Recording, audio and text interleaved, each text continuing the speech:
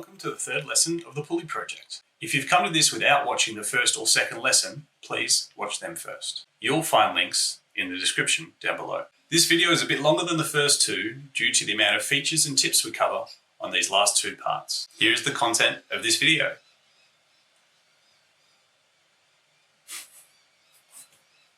There are timestamps down below, and in the description is a link to the referenced PDF files. Please don't forget to like and subscribe for more. Thanks. Okay, so here's our 5 parts from last time. Made really good progress. We're not making any changes to these at this point. What we want to do is start working on this next part, which is part 01. So we're going to start a new part. Now I can do this again multiple ways. New file up the top or Control-N on the keyboard. And I haven't showed you this screen before, but as a novice, the novice tools, you choose part, assembly or drawing. And we've so far just done parts. What happens when you select this and press OK is it uses the default part template. So we'll talk about templates and drawing sheet formats another day. All right.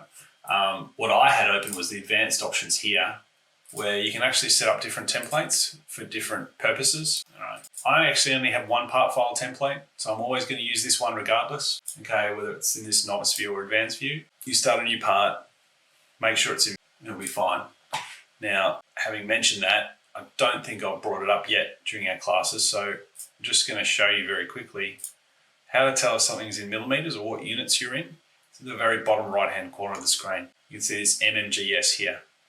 There's a little arrow there that pops up, and you can see the different units that you can select. So if you're from America, other places that don't use the metric system, you might be using IPS, inch pound second. Okay. All my projects, all my work, always going to be in millimeters. The only place I'm doing metric imperial stuff is for speed modeling challenges, things like that. Too Tall Toby, shout out. All right.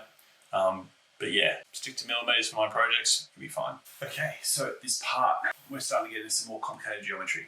Starts to get exciting. Yeah. Interesting, more complicated. All right, but where you can start to build real looking parts. Now, you might look at this for the first time and you'd be like, how am I going to create these shapes? All right, it's got this fancy curve on the top, got a hole through the middle. It's got these ellipses that are perpendicular, 2 different angles. It's got this section on the bottom that's kind of cuts in and curved. How am I going to do it? Well, the way to think about it when you're tackling more challenging models and forms is to just break it down into very simple geometry. Always try and find an origin point. Try and find features that are done with a simple revolve or extrude, and then just build from there. This object, in this example, the bottom half of it, okay, so if you look at this picture on the right, which has the sort of organic shape at the top, the part that's not shown below this, okay, so from this point down, okay, so all of this section here, okay, that is a revolve shape. Okay, goes 360 degrees around. So we've done a revolve already with the washer part. Okay, with that shape, we did a pattern around a central point. Sorry, a revolve around a central axis. Same thing here. All right, so we'll do that first, and then we'll build the top after that. Okay, on top of those first features. Front plane, sketch. Origin is going to be this central point right here. Okay, right in the middle, right there. So now we don't have many dimensions here. We've got a 5.5 for the hole, this ellipse 18 and 12, so that's referring to these 2 ellipses we see here. We've got a 15mm dimension and a 2. We'll come back to those later. So the shape here, we're really going to have to make some assumptions. R5.5 is radius 5.5, which means that hole is about 11, which means this outer circle might be around 20. So we'll just use that as a guide. So that top area is going to be 20. And what that means for our sketch, not that this line is going to be 20, but this line, where we're only drawing half of this section, because we're drawing a profile to the revolver, that's going to be half of 20, so it's going to be 10. I'll type that in, and I'm going to keep going. Now, when I do this, I'm just going to sketch the shape, and I'm going to come back and add dimensions later. I added that 10 just because I was talking about it, but otherwise, I'm just going to sketch them. Got a line here. And the last one, did you see that little sneaky move right there? As you would know, as you may know, or may have found out, when you're sketching a line and you drop a point, it starts a new line segment. But if you drag your line out Now, I'm not holding the cursor, I'm just moving it. And you drag it back to that point. It then changes to an arc tool. And if I bring it out again, you can see I've got a curve on my sketch. And then depending on the angle that you bring it out, you will get a different type of curve.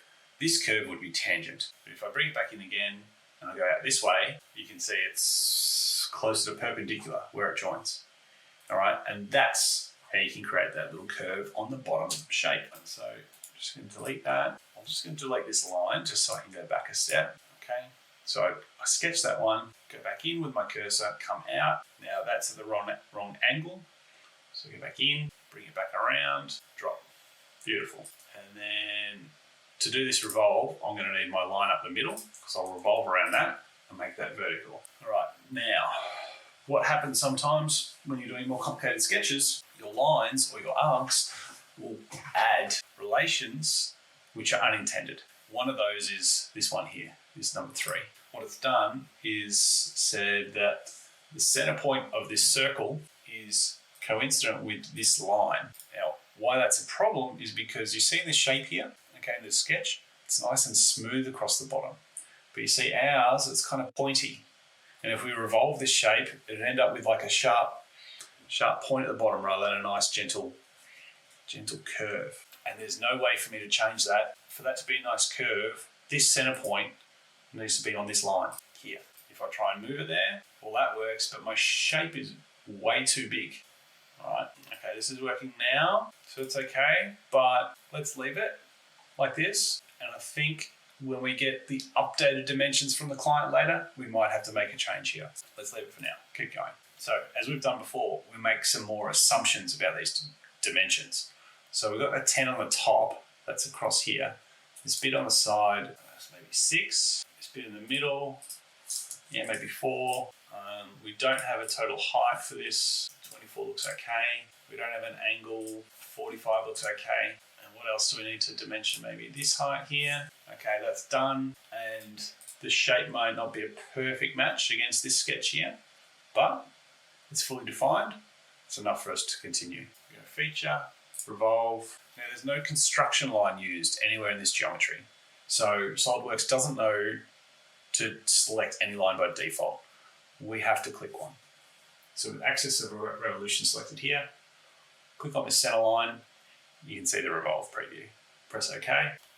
Good. There's the start of our part. Having done some geometry, bang. First thing that I'm going to do before I do anything else is save. So Control S, give it a file name, PO1, done. All right. Next part's a bit tricky, but it's good fun. We're going to create this organic shape, which is between this bottom sketch line here. I'm going to zoom in if I can. Okay, so it's between, should delete that one. Yeah, between that green line there and this, that's not the one. That's not the one. Where is my drawing tool? I think it doesn't like that it's so small. No, I lost it. Sorry. Adobe PDF, not great. Oh, cancel that, back. I might edit that out. All right, so I got that one, that line there. That's the top of what we've just drawn. And then this line here is the center point of where that circle is. All right, that's the area that we're going to do with this next feature. Now the information we've got is these elliptical areas. We've got dimensions 12 by 18, and we can see 2 of them drawn here, and then we've got some dimensions 2 and 15. This is showing us the geometry to create this organic shape. So as it goes up, it's kind of twisting, right? So it starts one way, it's coming up and twisting like 90 degrees. What the 2 and the 15 represent are planes. So at the moment, if we're trying to do a sketch, we've got front, top, right planes, and we've got any other flat face that we've already created that we can sketch on. So we could sketch on this or this. You cannot sketch on a round face like this, okay?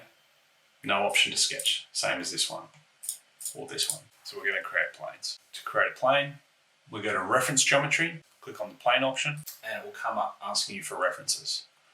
There are lots of different ways to create planes.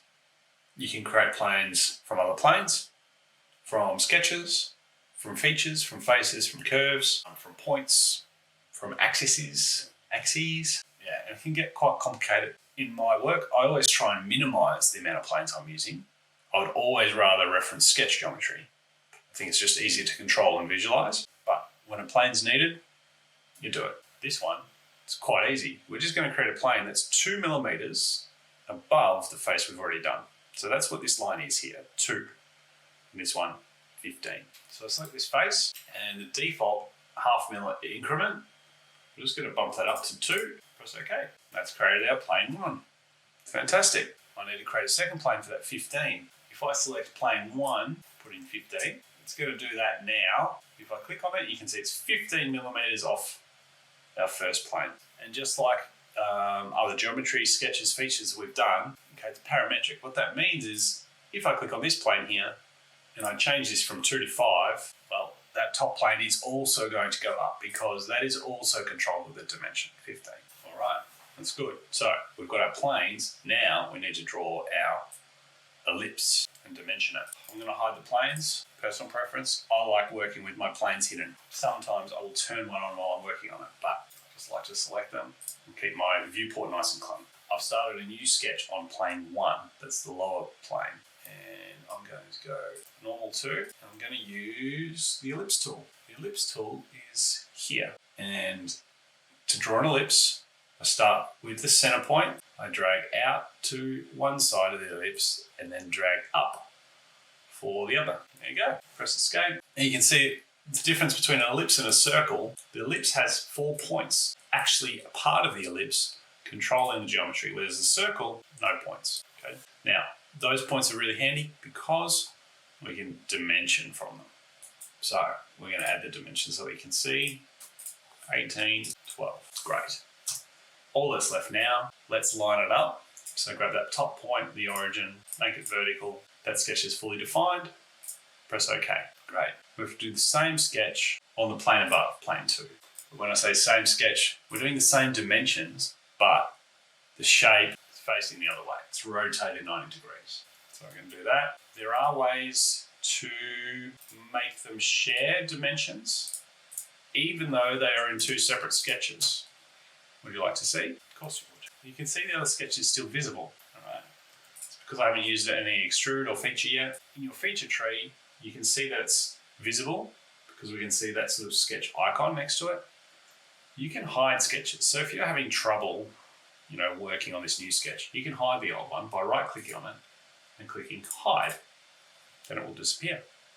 And you can see the icon changes from that blue line to kind of a faint black line. Now I can change that back to showing the sketch. If I want to hide that sketch another way, I can click this eye icon up the top here, the view center point of the center top of the viewport.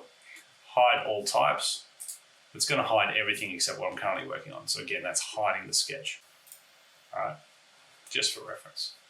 I actually want it there because what I'm going to do, I'm going to draw a construction line that goes from one side to the other and from this side to there. Now those construction lines are black because they're fully defined. One of them's horizontal, the other's vertical, and they're going from 2 points which are controlled by another sketch. Fantastic.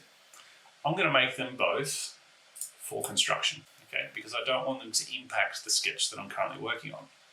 As in, I don't want them to affect the geometry that I'm trying to create. I don't want them to impact either the extrude or the cut or the loft that I'm about to use this sketch for. I just want them there purely as reference geometry. So they're done.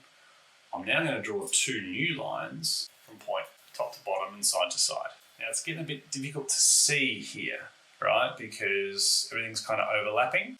Right? If I turn to an angle, we can see, okay, I've got all these lines up the top, and ellipse down the bottom. I actually don't need that anymore. I can hide that one. What might be difficult here is when I try to select, okay, the different sketches or what I'm attempting to do, it might get a bit messy because I've kind of got lines that are overlapping. I'm going to make everything for construction. Essentially what I'm trying to do now is to make this line and this line equal. And then this line here and this line, it's going to be under here somewhere. There we go. Bit of trickery, equal. And now I'm fully defined. Fully defined without adding any other dimensions. The trick that I used here was a selection tool trick. All right. Even though these are on the same sketch, you have to imagine that there's layers to them. All right, so one will always be on top of another. So what I did was I selected both lines by drawing a box from bottom right to top left. That when I do that, that'll select everything that the box touches. Whereas if I draw a box from the top left to the bottom right, it's only going to select everything that is inside the box, like so. So that is one way I can select that short line. The other way is to select both lines and then deselect by holding Control the larger line. And then I've just got the smaller one selected. This is a bit tricky what I've just done. You might have to rewind and try that a few times. The main thing is that I've fully defined this sketch without having to add any dimensions. So if the dimensions of the bottom one change, you can see the top one changes at the same time. Okay, I don't need to change dimensions twice, two separate sketches, just done once. We are now ready to use a new feature tool. This is called the Loft tool. You can see it up here, Lofted Boss Base. Adds material between two or more profiles to create a solid feature. The first, last, or first and last profiles can be points. What that means is that you can do a loft from a shape, let's say like circle, square, whatever, to just a point. So it'll be very spiky at the end. We're not doing that here, but that is something that you can do with the geometry. What we're doing is creating a loft from not just these two sketches, but from this face as well. So to do that, hit Lofted Boss Base, and we can see some of the options that are coming up there. Let me just move out of the way for a second. So we have our profile selection here, start and end constraints here. We'll get to those in a minute. Guide curves here. We're not going to use those today, so I'm just going to minimize. Centerline parameters, I never use. Sketch tools, I never use. Options do get used, but we don't need to change any of those today. You can do lofted thin features. That creates like a solid wall thickness on the outside of your shape rather than enclosing the shape. And curvature display, we will use that, but I'll turn that on in a minute. All right, so profiles. This box here. First profile, this face. Now, how to do that? We can select on the face like this, or we can select on the edge. I recommend selecting the edge. Maybe it doesn't make a difference in this project, but it may in other projects. Basically, what you select will have an impact on some of the other tools that you can use. So the start and end constraints, for instance. All right, so I've selected that one. I'm going to select my first ellipse. Now, we select actually has an impact on the loft that is previewed. You can still change it, but if you want to be quicker, what you want to try and do is get these preview lines all lined up to create a nice shape. Now you can see the 3D preview what I'm getting. And you can see these green dots here, these are called control points. They control the shape. Now to visualize that a little bit better, that's where we turn on this curvature display. And I'm going to select mesh preview. And that's going to give us a preview of the mesh, what we're going to create with the geometry. All right, let's see what it looks like. Press OK on the loft. And I'm just going to hide that sketch. Don't want that anymore. Not bad, not bad. We can see though a few issues with the geometry. If we're looking at this view here, so I think I'm on a side view at the moment. If we compare that to the sketch, okay, the shape has a lot more curve to it on the sketch where it's sort of coming normal two. Normal two means it's sort of coming straight down before it curves in. Straight down before it curves. So this sort of area here. Sorry, I'm not used to talking so much. Straight down, and then same thing at the bottom. At the moment, it's sort of coming to a really sharp point. What's happened, or how we can change that, is with some of the features, some of the properties in that loft feature. So what we're going to do is go back, edit the loft, and first thing we're going to look at is lining up our control points. So this is done. This is done by eye. Now, if I was doing some sort of geometry product which needed to be millimeter perfect with the alignment of these, I would probably use a sketch. I would probably do my loft in a few different sections rather than doing it in one big hit. Okay, to have a lot more control. But for this basic product we're looking at here, this part, this design, we don't need to go to that level of detail. So I've just aligned those, and what that's done is made our loft a lot more symmetrical. Okay, your mesh doesn't necessarily need to be symmetrical for the part to be symmetrical. So you can see, I can see this sort of line here and here, but then on the other side. But if I have a look from the front view, the shape is now pretty symmetrical. All right, so first thing, I got those lined up. Good. Second thing, start and end constraints. So this is probably one of the most important properties of a loft feature that enable you to control the geometry. Guide curves are also important. We're not using guide curves today, so I'm skipping over that. Start constraint refers to your first sketch or your first selection, first profile, face, etc. In this case, it's edge 1, which is at the bottom. Our start constraint, we want to make it tangent to face. And we can do that because there is a face next to the edge that we selected. And we can see how that changes things here. All right, so tangency to face. Now, if there were multiple faces and you wanted to change that, you press next face and it will change. We don't want to do that. Stick to the original one. We've also got this number that can change up or down.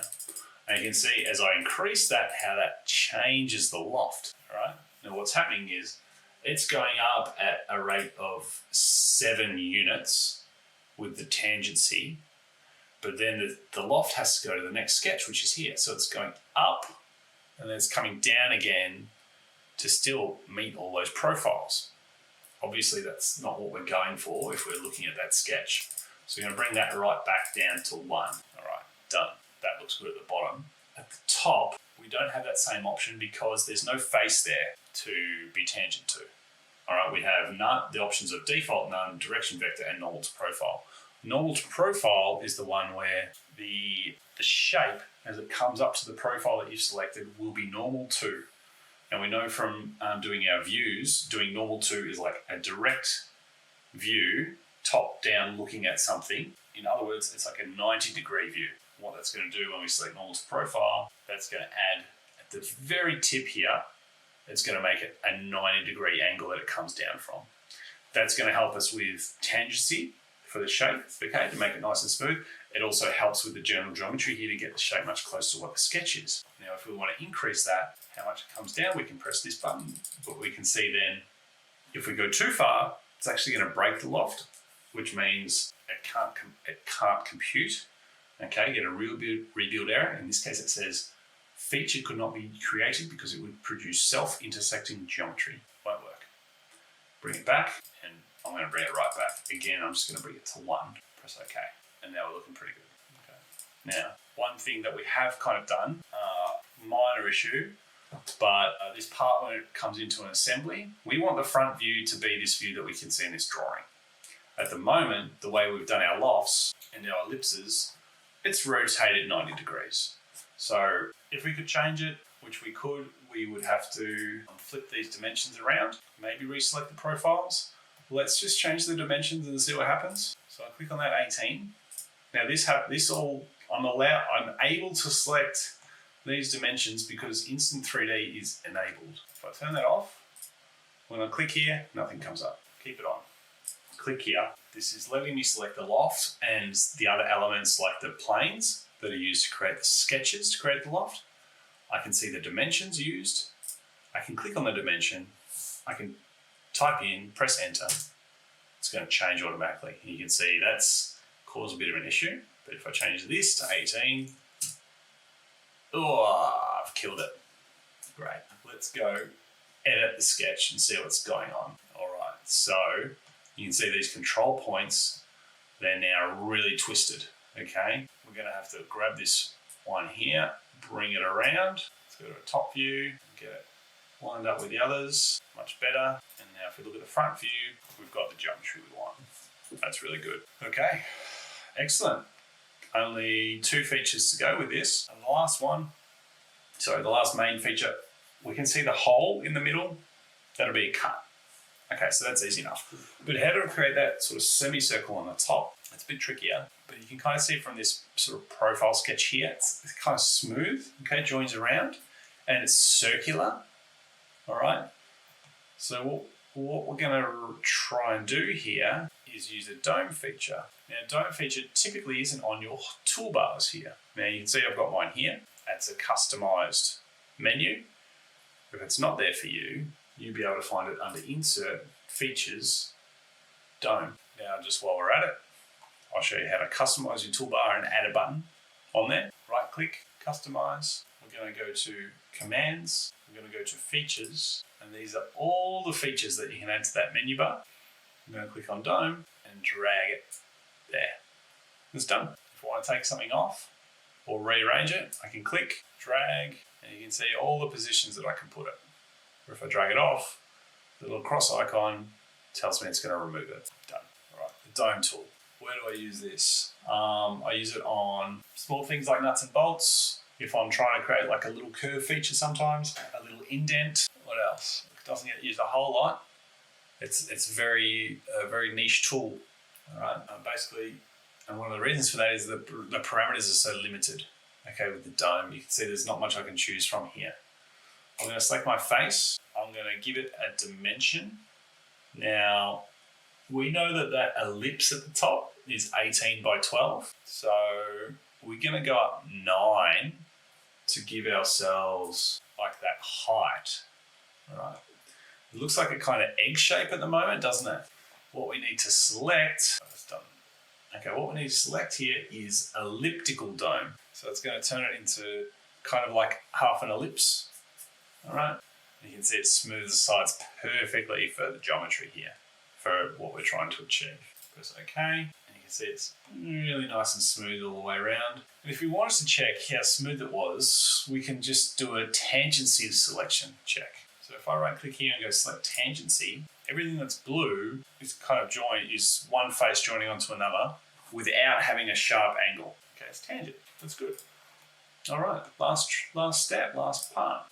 Front plane, we want to do a hole, radius 5.5. Now, the hole's going to be in the center of this, but I don't have any sketch or anything to put the center point on. What I do have is this line from that top face and the start of the dome. And you can see as I hover over this line, this little yellow square with the two lines comes up in the middle. That is offering me a midpoint relation. So I'm going to click there, drag, put in my dimension of 11, and you can see it's fully defined. Perfect, right in the middle. Then we go features extrude through all. It's going to go both. So it goes both ways, all the way through. Press OK, done. One, done. Save, nice work. Okay guys, just picking up where we left off. We've got one more part to go. And then we're going to look at editing some of these parts and put them in an assembly. Now, that last part, this pulley wheel here. We don't have all the details for that yet. We're going to get started and then we'll progress each of the other parts incrementally. So once again, new part. And what we can tell by the geometry of this part and the sketch that's been provided is that the main geometry that creates this wheel is a revolve. And you can see that with the section views on the right-hand side. So where we've got these three dimensions, 20, 23, 25, okay, that is for this sketch. And you can see there's a duplicate sketch on the bottom. What we're looking at here is a section view through the middle of the part. Now, the section view is actually incorrect. If you notice this image here on the left, it has 7 ribs going through. Now, that would mean in a section view, you would actually have another line. I'm really not liking this drawing tools here, but you would have another line going here, and this area would actually be filled in on both sides. Yeah, that's not too bad. All right, so that's how it would look if it was a correct section view. We will look at this later in drawings, but for now, don't worry about it. Remember, these sketches were just given to us quickly from a client or from our boss who said, this is what we remember, let's go. So stuff's not going to be perfectly correct, we just go. So, all right, so we're going to do a revolve. Let's start on the front plane. And the trickiest part of this is just this first sketch. Okay, there's a few little tricks I'm going to show and some ways to get stuck. Okay, so very important you try and copy what I'm doing here with the sketch to set everything up. Just going to zoom in. So on the front plane, the very first thing I'm going to do is put a construction line in the middle. So I just do a normal line, select it, press for construction, and that is going to be the line that my thing's going to revolve around. So if we're copying, we're trying to copy this shape that we see here. We see this line in the middle. That's the one that we're referencing here. Okay, and I'm just going to look at this top section of the view because the bottom is a duplicate. Just need one to reference and these dimensions. Now, I'm going to show how to do most of this sketch in sort of one path. We're going to start above the origin, and the way I'm going to sketch it, I'm only going to sketch half. All right, so I'll actually do another construction line up the middle. That will be one that will mirror this sketch around to the other side. And then the first line I'm doing is here at the bottom. Now that's a horizontal line, vertical line. This next one, we want to make sure that we don't drop it on this line and make it horizontal, because we'll add that relation. You can see the line in the sketch, it's at an angle. So just bring it up a little bit so it's off that and you don't get that automatic relation. And then go up to here. Good. Now, these arc parts, arc sections of the sketch here, there's a few ways to do that. I'm going to show you what comes to mind first. Okay, but as we've said before, there's multiple ways of doing things. I'm going to draw a circle, and I'm going to start my circle just on the midpoint of that construction line, or that top point, and go out to touch that existing sketch. And then I'm going to draw another one from the same midpoint, just like that. I'll trim them in a second using the power trim tool. Last bit I'm going to do is just draw a horizontal and vertical line, make that vertical, okay, and then I've got my general shape. Now I'm going to trim it out, so I'm hit T for trim. I'm not sure if that is a default keyboard shortcut, but to get to keyboard shortcuts, you can right click on the command manager, customize, click on keyboard, and here you can browse all your shortcuts. Now I can search for trim, and you can see here under sketch tools trim, we've got the shortcut T. I've had that for a very long time. I'm not sure if it's default or if it's customization, and I don't really want to reset to default to find out. So T is in there, press OK. So I only hit T on the keyboard, and I'll just turn my software on again. Okay, so T, I'm on the trim tool. I'm just going to draw my line over these circles, and this one at the bottom. What is great about construction lines is they will act as trim lines as well. Okay, so you don't need non-construction geometry sketches for trimming. Construction can be used as well. And now the shape I've got exactly matches half of the sketch that I need. Okay, all I have to do now is add dimensions. So 25 is to the outside. Now I want to show you a trick with dimensioning around a construction line. All right, yep. I'll show you how to dimension a diameter another time when we come back here. So if I click on this outside line and then I click on the construction line, if I hold my cursor on one side, I get the dimension you can see there. If I was doing a circle or something circular that I'm revolving around that, if I move my cursor to the other side of the construction line, I'm going to get double the distance. Okay, so it's going to treat it as if you're either mirroring something and getting the full width, or you're revolving something in a 360-degree circle. Okay, so it's really handy to put the dimension in here and type in 25 rather than trying to work it out in your head and doing half, okay, and making a mistake. I'll just put the rest of those dimensions in. It's the outside 23 and then the inside 20. Okay, and now we're just going to manipulate our sketch a little bit because it does look a bit out of shape. All right, but remember we don't have all the dimensions yet, so it's okay. The rest of them, we're just going to guess, all right? Before we do that, let's mirror the rest of it. So this is a good chance for me to show you the selection tool, selection box tool, how that works. So that is when you click, so left mouse click and you drag your cursor and it creates a box. If I click from the top left and drag to the bottom right, I get a blue box. If I click from the bottom right and drag to the top left, I get a green box. The blue box will select only things that are completely inside the box. So if I'm looking at these two small segments here and here, if I draw a box over those, it's going to select just those two segments. If I draw a box from the bottom right to the top left, the green one, that box will select everything it touches. So it's selecting these sketch segments and the dimensions. So it's a very quick shortcut for selecting items, okay, and trying to avoid having to manipulate or edit your selections before you use a command. Where this comes into play in this sketch here is I want to select all these items, okay, all these sketch segments.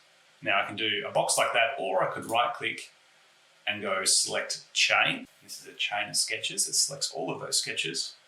I then select mirror entities. I select mirror about, and I select the construction lines in the middle. You can see the yellow preview right click, okay, there's my sketch. Beautiful. All right. So before we move on and do a revolve, we're just going to add some more dimensions. We don't have them yet, but we put them in so we can come back and edit them quickly later. So I'm going to do a diameter for this central one because I'm pretty sure that's going to be a hole. And I'll put that at 10 because that might be for those bolts. We'll work that out later. I'm also going to do a dimension from that top arc down here. Just round that up to 60. I'm going to just add some more dimensions for these parts. And all I'm doing is kind of rounding them off. Okay. And then to work out, what's changing here. Okay, I can see that's moving up and down. So let's give that a radius and a dimension between these two, 6. Right, so everything's fully defined. Great. I can now press Features, Revolve. And remember, because there's 2 construction lines in this sketch, SolidWorks won't automatically select which line it needs to revolve around. So we need to do that. Click on this lower one. And then we get this preview here. Right click, and there is our revolve. Fantastic. Before we save and move on, we're going to have a go at doing this pattern that we can see on this side. And we could probably assume that that rib pattern is going to be on both sides of the part. Right, so I'm going to use the rib tool. So the rib tool is a feature up here on the feature toolbar. Adds a thin-walled support to a solid body by adding material between one or more sketch contours in an existing part. So you can't do a rib unless you already have a part in your file or a body in your file. Now, so for a rib, you need a plane. Now, the plane you are doing is essentially like the top of the rib. All right, so you're not sketching, we're not doing this red section here. We are just doing, if I can change my color, I would, but it doesn't want to let me. Just doing this line that's at the top of the rib, okay? So we go front plane, and now here, I'm going to show you one of the view tools that we can use when we're editing parts. If we go to our view shortcuts at the top of our viewport, we can see these buttons that are floating here. All right, there's a few that we can use for zooming in, out, rotating, but also a section view. So we'll just go over them quickly. You've got zoom to fit. If you press F, it'll basically bring your whole part or your selection into view in the screen. You've got zoom to fit with a box, so zoom to area. Previous view, just go to whatever view you had last. Section view, which we'll look at in a second. And then view orientation. This is the same shortcut that comes up when you press the space bar. And display style. Display style is used to change from like a solid shaded with edges to a shaded view, hidden lines removed, essentially like a line view, and then hidden details shown, and then all lines shown. These other views are quite useful when you're trying to select something that's through your part and you don't want to rotate around, or if it's something like inside your part and rotating around won't get to it. So you can select like an edge on the other side. We can use the section view tool. So we press section view here, and the preview that comes up, you can see the tool on the left. This section view is a temporary tool. It does not change the geometry of your part. It only changes how it looks to the current view. Now we selected the front, well, we had the front plane selected when we pressed it, I believe. You can either press section view with nothing, or you can select a plane and then press section view and it will move to that plane. You can do the same thing with a face. Okay, so we can section view from that face. So front plane, section view, and then you get this arrow here. You can click and drag to move your section view throughout your body. Now the arcs that you can see let you rotate. And whenever you make any changes to these views, they're captured in the sidebar. You can see those numbers changing as I'm rotating this up and down. If you want to reset, just click back to like front view or top or side, and it will take you back. This is a tool that you can play around with more so in your own time. There's been very rare occasions where I've used double section view, which is where you would have a section 2, and you can select like a second plane, like let's say a right plane. Okay, so I'm sectioning in 2 different directions at the same time. All right, so that's one option. Another thing that sometimes you will do is press this option for keep cap color. All right, and you can select the color of the section, and I'll just show you all the faces that are getting split, all the bodies that are getting split by your section view. Can be useful. Now, Now, to keep the section view active and still do work, we press the tick, all right? And now we can keep working on our model. Now, we are already in a sketch, but if you're not already in a sketch, just press on front plane and press new sketch. And now what we're going to do with this section view, we can actually see where the edges are. Now this is important because we're going to draw a rib. For our rib, we're going to draw a straight line, and the main thing for a rib is that it needs to pass over the edge that you can see that's cut in the section view. So we can't have this here. Now that there's no actual edge to join onto there. I will show you a trick in a second. It's just got to be over the edge. We can dimension here how deep the rib is. We're going to make it 10, all right? And the trick I'm going to show you for, let's try and fully define that rib and we'll see if it works. I never taught this back when I was teaching at uni because I didn't know this tool. So I've just pressed S for sketch shortcuts, and under convert entities, it's also up here, is one that's called intersection curve. It's an advanced tool, but basically if you're on a sketch, SolidWorks can imagine where a face passes through that sketch. And if you use this tool to select that face, press OK, it will create a sketch for you on those edges. So you can see this sketch here. Close that one. You can see this sketch here and this sketch here. It's also done one down the bottom here and here. I don't want those ones because they're going to get in the way of my rib feature. And these ones I want to make for construction. Now, because I've got an edge, because I've got a sketch feature there, even if it's for construction, I can move this edge and make it coincident. And I'm going to do the same at the bottom, and that will make our rib fully defined. Now I'm going to turn off the section view so you can see exactly where our sketch is. And we're going to go features and press rib, and then we can see a preview of our rib. The rib can go in a few different directions, as in the extrusion direction can be to the side or down into the body. If I press to the side here, that works, but it's not quite what we're after, okay? In other cases, that won't work at all. Okay, and SolidWorks will give you an error and say you can't do it. I'm going to make sure it's pointing down. The other thing I'm going to do is just bump up the thickness, just 1.5 millimeters. Now with that rib, you can see the yellow preview. It's either side of that sketch line. So it's currently mid-plane. That's controlled by the thickness parameter up the top. So you can go one side, middle, or the other side. We want to keep it in the middle. And the other thing that you can do is add draft. Draft on, off. Draft outward would be your default for a rib, and you can increase the draft angle. I'm going to move it to 2, and I'll show you what this does. Press the tick and go to my side view, and you can see how these faces on the sides get bigger as they go into the part. This is a key requirement of design for manufacture for parts getting tooled, okay? Think injection molding, that you have draft so that the parts can be released from the mold. We don't use it very much in this sort of basic introduction, but in my advanced classes, advanced lessons, advanced videos, we will cover it, and we'll probably do a full video just on using the draft tool. Let's save our part. Control S, P07.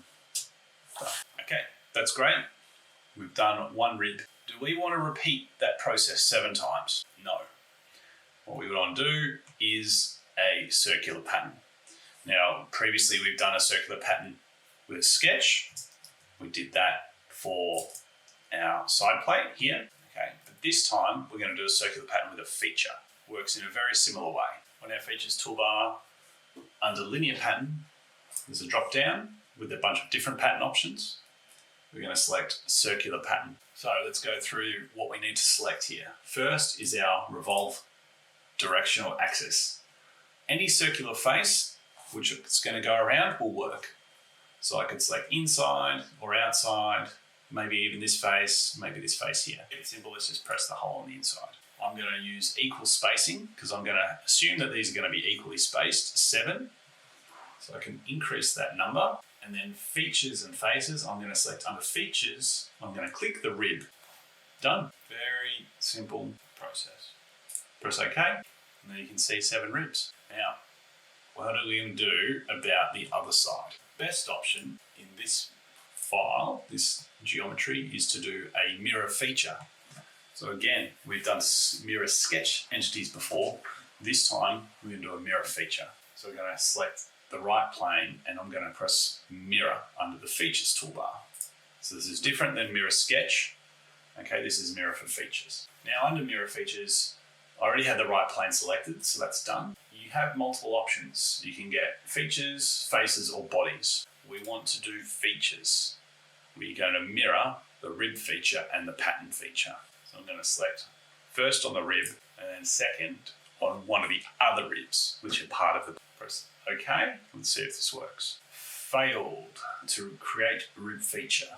All right, my first point to get around this, my first thing that I would try is ticking the box geometry pattern. Press OK, and that works.